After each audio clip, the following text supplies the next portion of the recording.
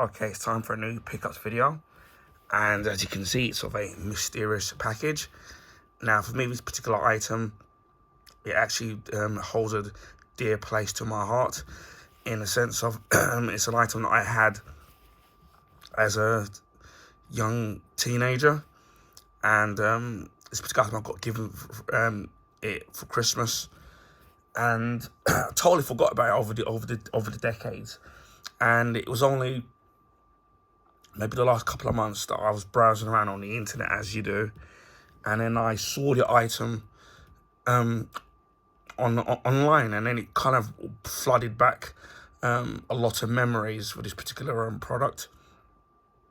So I thought to myself, I'll get it, and I was biding my time because the price, it wasn't really expensive, and it's one particular place, but I thought to myself that I can wait. And as I've always said about bargains, sometimes if you're prepared to wait for a particular product, you can end up getting it a lot cheaper than what you initially saw it for.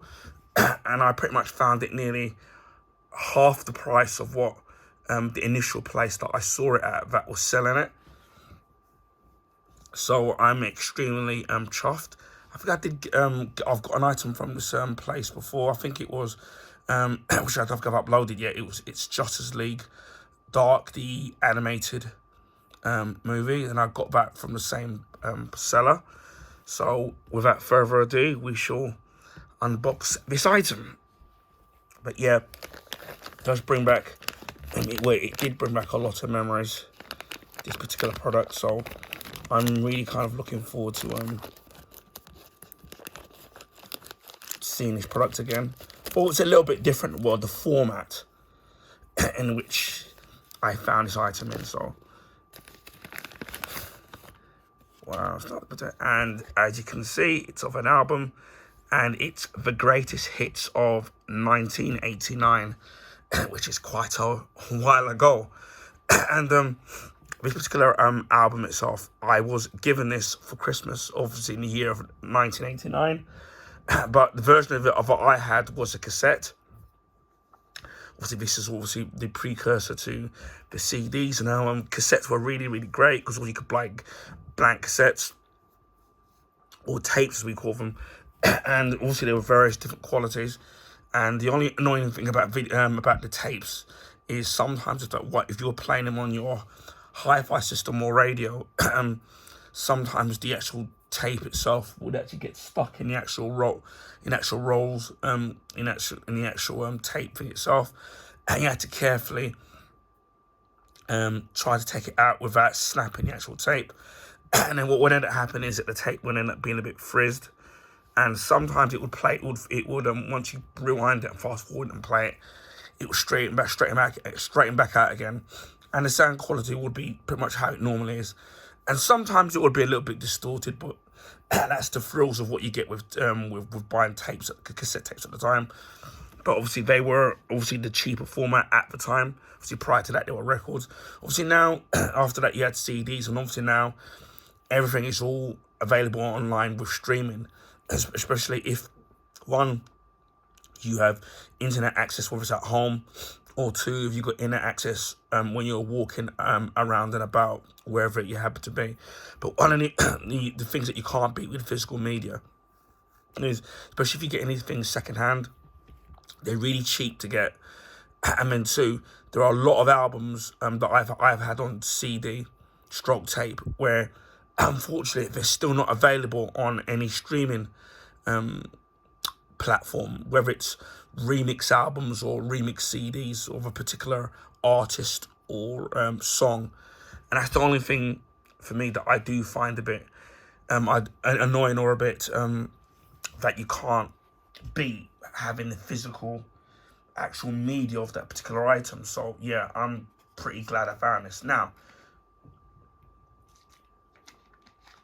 so bear with me, just having a drink because I'm recovering from the flu, so my throat's a little bit parched. Now, as I said before, I had this on cassette. Now, I don't know how much it was when it was first available. I'm assuming it was on probably about $9.99. I'm assuming. Now, my mum got this for me for Christmas, so I tried to remind her about the album. and then she didn't remember actually buying it. But when I actually showed her the actual artwork, because obviously this was before the actual item arrived in the post, she remembered the actual album, but she just, I asked her why, was there any particular reason why she picked it? I mean, she just doesn't remember because it's so long ago.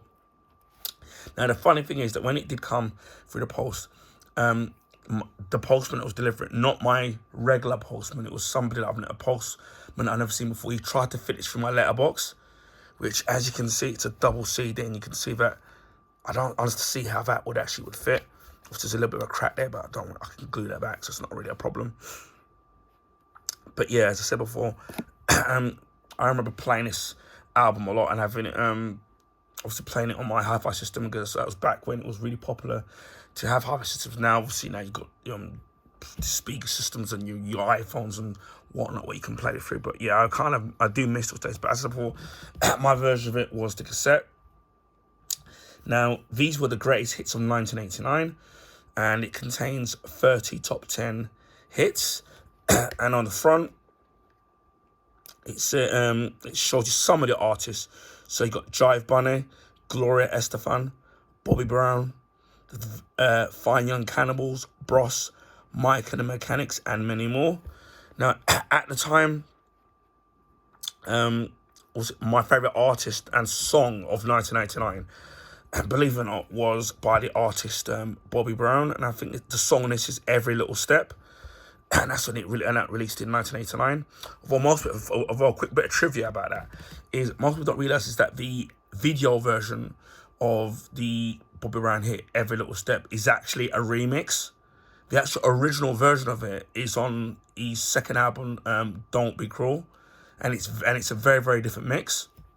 So I'd urge people to listen to both versions of the song if you already haven't. In the 90s, they would re-release it. It would get re-released again by CJ Macintosh as a dance remix. But they remixed it from the original version of it, because the actual second lyrics of the actual song Every Little Step is totally different to the remix version of it. So yeah, it was based on the original one. So that's for 30 top 10 hits. I can't remember if it came on two takes. I'm assuming it did. So we'll go through the songs that are available. So obviously I can't play any of this because obviously copyright, which I don't want.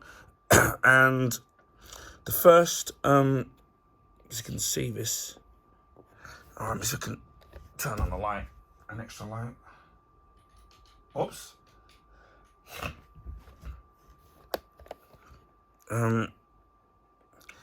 In fact, let me see if I can put my reading glasses on. That will make be much easier to read, because that's the one thing I do remember about some of these things, that they make the writing on these things so tiny.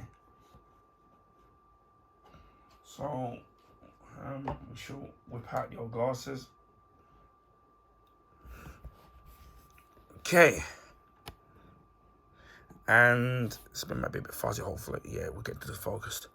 And the first track is Something's Gotten a Hold of My Heart. And that's sung by Mark Almond, featuring special guest star Gene Pitney.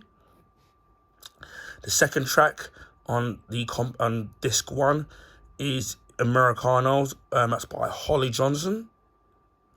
And according to the first one, which is by Mark Almond, that went to number 1. And the Americanos by Holly Johnson went to number 4. Track 3 is Baby, I Don't Care, Transvision Vamp.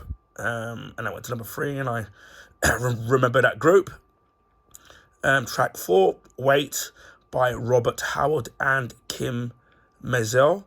That went to number 7. And we have track 5, Can't Stay Away From You, Gloria Estefan and the Miami Sound Machine, went to number 7. Track 6, Drama by Erasure, went to number 4.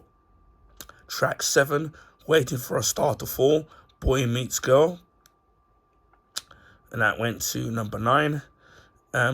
Track 8, Swing the Mood with Jive Bunny and the Master Mixers. And I went to number 1, and I remember that. Track 9, This Time I Know It's For Real, by the late Donna Summer, and that went to number 3. Track 10, I Haven't Stopped Dancing Yet by Pat and Mick, that went to number 9.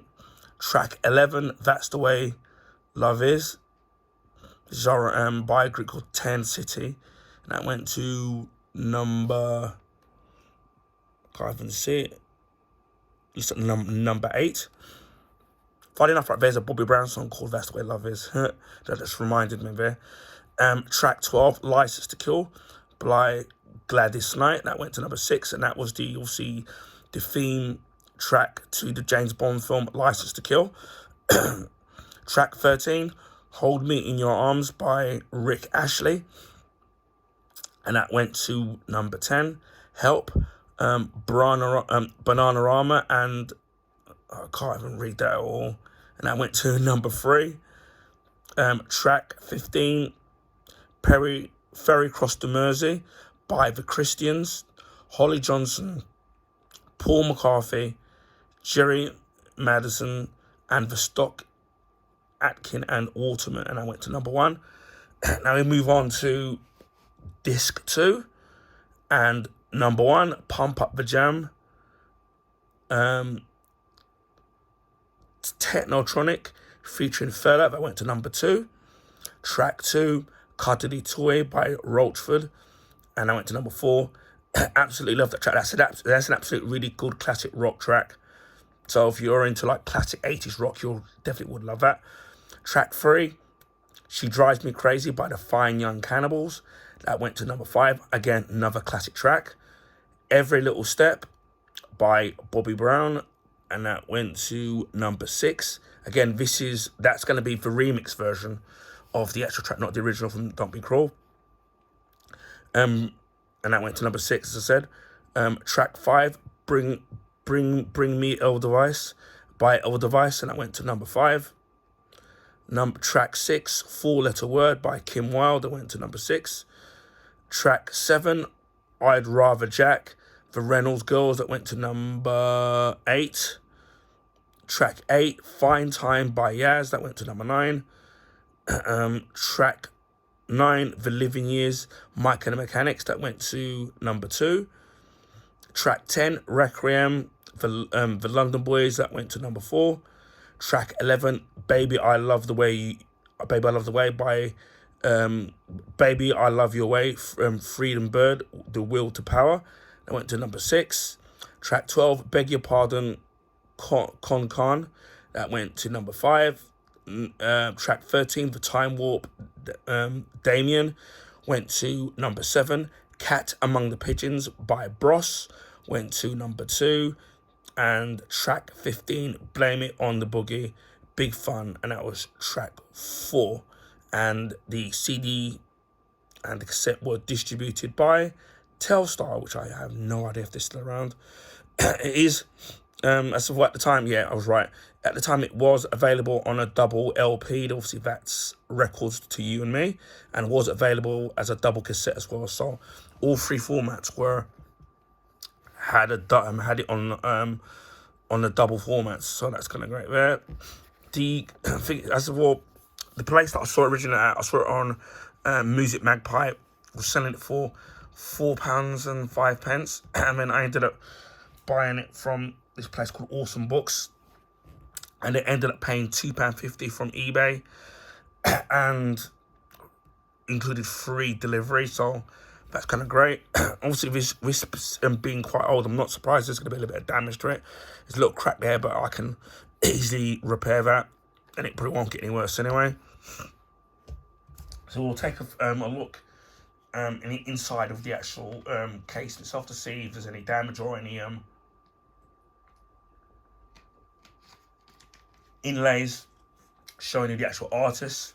I know, I remember that the cassette did, but I don't know if this will. Yeah, as you can see, it's a double CD. Yeah, it actually does as well. So we've got the first CD here. It kind of reminds me of the PlayStation cases, but just much thicker. So we got there the great hits of 1989, Telstar. The inlay for the details is disc 1. And the actual, I'm kind of shocked that the actual CD itself of the first one so far is in pretty much brand new condition. I'm very, very amazed, because usually, obviously, with a lot of wear and tear, you get scratches and scuffs here and there. Obviously, you get a crack, then you're not going to get it to play at all. But I'm very, very amazed. I was expecting a lot of wear and tear on the actual thing stuff, and to get it, as I was saying earlier on before I unboxed this, that to get it, it was about £4 something. I've seen it much more expensive than that, and to get it initially I was gonna get it for £4 and 5 pence, and to get it for £2.50 just shows. And I was waiting for a couple of months. Just shows you that, you know, when you wait, you can get things a lot cheaper. Again, there's a little bit of debris in it, a tiny bit, but nothing much. But no, the most important thing is no scratches. This is disc 2. That's in kind of great condition there. And what's really, really great is that the thing that holds the actual CDs isn't damaged, because a lot of the time you can get a lot of these little things there that break, and then the CD doesn't hold in place and starts rattling around. As you can see, that's how they used to protect the double discs back in the day. Obviously now, people would be saying it's a waste of plastic, excess plastic, I would say. So we'll look at the inlay card there, and obviously you've got the information of the disc from disc 1 and disc 2. I'm going to take a closer look at it, but what's really great about this inlay card here is that, for example, the track I remember, the one I used to listen to the most was Every Little Step by Bobby Brown. That's track 4 on disc 2. It shows you the people that wrote it. So it's L.A. Reid and Babyface by Chapel Music, and that was in 1989 by MCA Records. Produced and remixed, because this is the remix version of it. Produced and remixed by LA and Babyface. So that's kind of really great. I don't see if there's any images. So yeah, you get the images of the different artists on the disc. So I recognise a lot of people. Obviously, this brings back a lot of memories. So that's Mark Almond, Holly Johnson, and the rest. Gloria Estefan, Erasure, that I remember. See if the ones I can actually remember. That's Gladys Knight, Donna Summer, who I remember, and Rick Ashley, Roachford, who I remember, the Fine Young Cannibals, obviously Bobby Brown, Every Little Step, I remember that. The Reynolds Gods, I do remember them. Yaz, I do remember that. Mike and the Machines, I remember them. Don't know who the other was, I don't remember. And Kim Wilde, I don't know who she is. So some of the people I remember. Damien from that song called The Time Warp, I remember that. Bros, I remember that because one of the twins, they were a trio, and the first out of the two out of the three were twins, and I forgot Luke and Matt Goss. One of them ended up becoming an actor. You may have seen in some movies, and because one of them, one of the brothers, he was the villain in Blade 2. So I don't know if I'll have a look. If you can have a look, you may see that it might stoke some memories from Blade 2. I don't know which one of them it is because they're both identical. And I remember the London Boys. I don't know if I remember, but these two, I think they died in a car crash. Unfortunately, I mean, a good few years ago. So yeah, I'm looking forward to bringing back some memories into listening to this again. But yeah, as for this album, brought back a lot of memories for me, and obviously especially with getting Christmas and having my hi-fi system, and then but this was the first album that was bought for me. Not the first album that I've ever bought. The first album that I ever bought was the album King of the Stage by Bobby Brown, and then I think after that I bought Don't Be Cruel by Bobby Brown as well. But those two were the first albums that I bought out of my pocket money.